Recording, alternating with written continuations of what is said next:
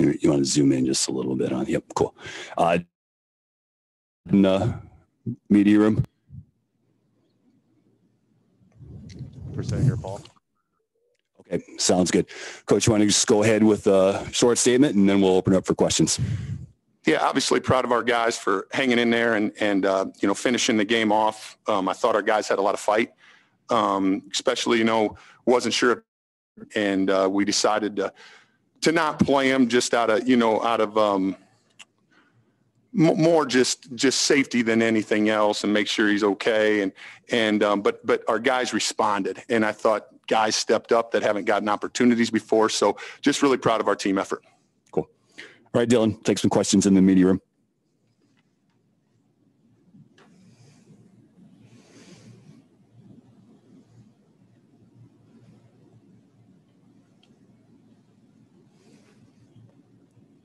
Oh, sorry. No, Matt Zimmer. Did Doug hurt himself last week? Was that what it was? A lingering thing?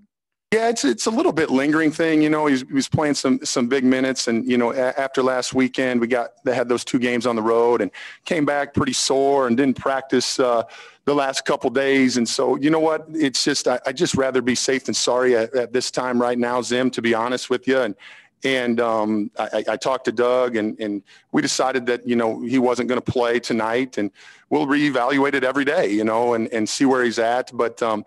It's still early in the season, and I wanted to see what some other guys could do too. And Doug, he was sore though. I mean, he was really, really sore the last couple of days. He did not practice, and so I just wanted to be more safe than sorry. I noticed Trey Buchanan wasn't there tonight. What's his status? Yeah, Trey's a great kid. Trey decided he's going to opt out this year. He had, some things going on with his family. Trey's still on the team. We love Trey. But and then he had that foot injury, and he wasn't going to be able to play. Kind of re-aggravated that as well. So there's just a lot of things going on. So and it's just it's a tough time right now. And Trey decided that it would be best. He just had a baby, and so for him to spend time, because he wasn't going to be able to play with his leg being hurt, and so it was just. It was probably the best thing for him right now, and we'll see where he's at second semester. But he decided to opt out. With Doug out tonight, really good minutes off the bench from Luke, looked like. Awesome. Really proud of Luke for hanging in there, because he hasn't had a lot of opportunities yet this year. And when he got them tonight, he really capitalized, especially on the offensive end. But what I was probably most proud was, and I told him this after his first run, I thought he gave us some energy on the defensive end as well. And that's something that we've been talking about with Luke and been working on with Luke, that he can really help this team, but it needs to be on both ends of the floor. So I'm proud of Luke's effort, and we need to continue to get great minutes out of him. Were you at all disappointed that you didn't kind of put those guys away when you had the chance, or were you just kind of happy that you took their best punch and were able to hold them off? They made some tough shots, Zim, but, I do feel like that's something that we need to get better at. We've had some leads in some games, whether it was at Iowa State, Bradley. This game, we haven't really finished somebody off in a just a confident way, in a convincing way. So it is something that I want to get better at, and I credit them. I mean, Dave does a heck of a job. They're so disciplined, and they hit some tough shots too. What can you do to get Matt Dentlinger going? I thought he had played much better in the second half. He needs to get going back, being more physical, getting his moves going back to the basket. And that's something I didn't talk to him in front of the team or anything, but it's more of a one-on-one confidence type of thing where, hey, you need to get your moves going back to the hoop and being physical and impacting the game in more ways, rebounding, second chance points, playing with your back to the basket. And I thought he did that in the second half. He went right at him a couple times. So he struggled here early in the season, but I do think he's headed in a good direction.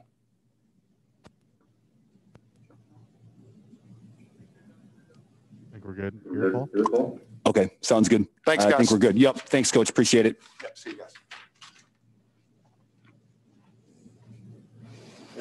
Thanks. See you tomorrow. See you.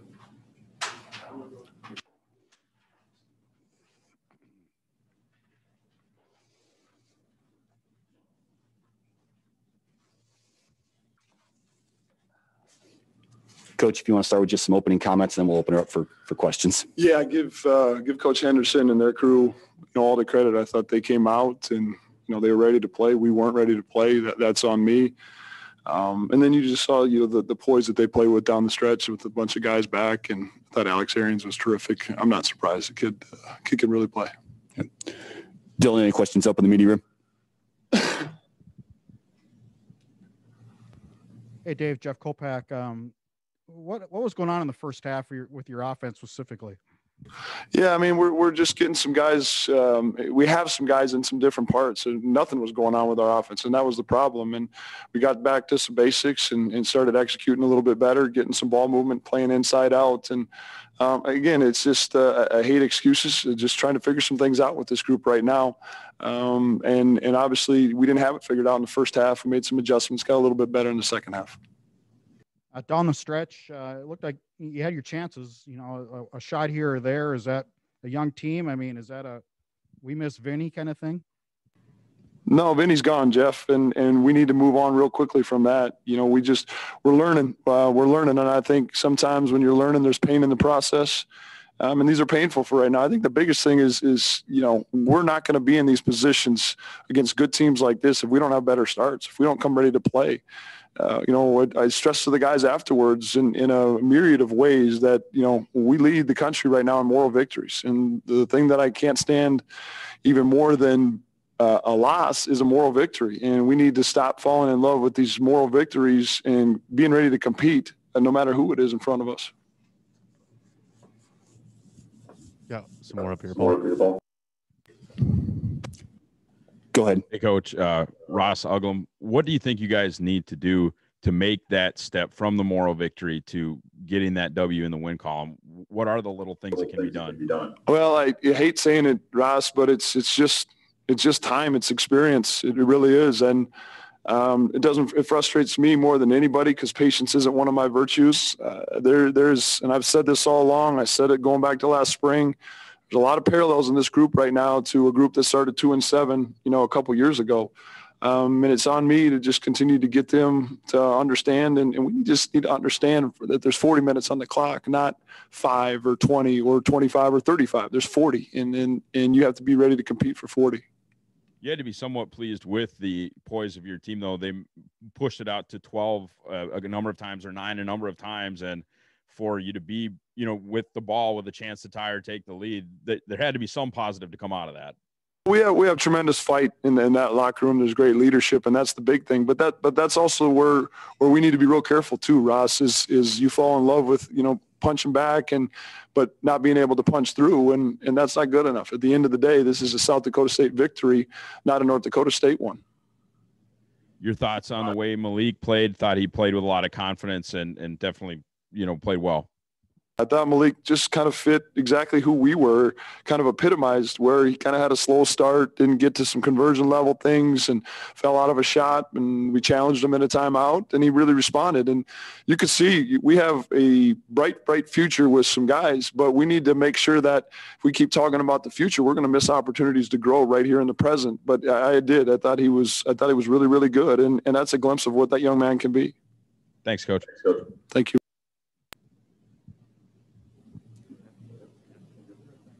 We're good up here, Paul. Okay, thanks, Dylan. Beth, did you have anything?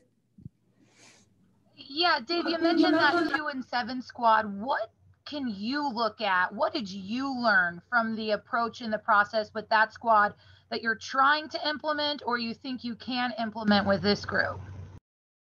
From that squad, and I'm going to get a few more from this squad.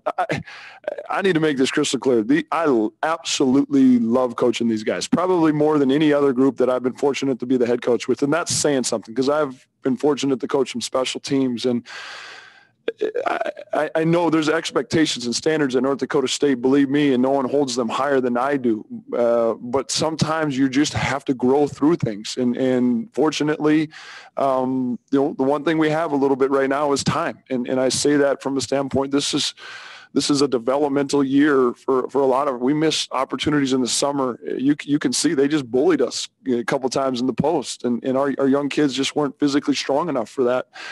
We've done more in the weight room during the season than we have in the past. It's just there's as a guy that I have a lot of respect for, Brad Stevens, says there's pain in the process, and we're experiencing that. It's my job to stick true and hold tight and keep trusting that process, so the guys will as well. How do you turn the tide here now? It's a really quick turnaround to your game tomorrow night. What's your guys' process these next 24 hours, and how do you approach that next game? Well, I would hope, Beth, that they're just hungry to compete again, and that's the biggest thing we need. We've got 5 games under our belt, so we need 7 more to be eligible for the tournament. That's obviously a positive. This group just needs to play games, so that's another positive. Obviously we're going to play a good, well-coached USD team, but this is about North Dakota State. We won't have a bunch of time for preparation, but that's probably a good thing because there's a bunch of things that we just need to clean up, and the biggest part of that is, or the biggest piece of that is competing for 40. Are you starting to see some of these frustrations maybe from your Cruisers, your Greasels, some of these guys who are hungry to get back to winning, that know how to win? How are kind of those senior leaders, those upperclassmen handling this and leading this young squad? Yeah, I mean, it's certainly something different for those 3. That being said, they're doing a terrific job. They really are, and we need them to do a terrific job too, because I sat down with them too as we were fluctuating in and out of who we were playing, whatever. And we talked through some different scenarios. This is a group, those 3 guys, Tyree, Rocky, and Sam, that I really trust, and bounce some things off of them.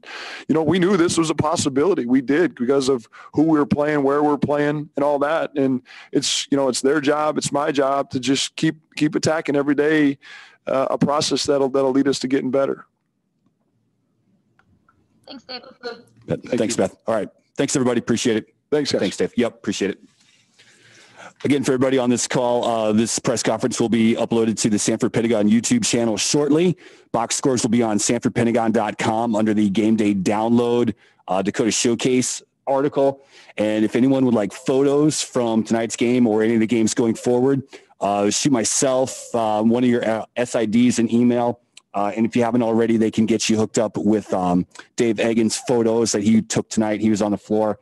You just have to have an account on his website, but he'll get you credentials, and so you'll be able to do that. If anybody has any questions, just let me know. Shoot me an email. Thanks, everybody.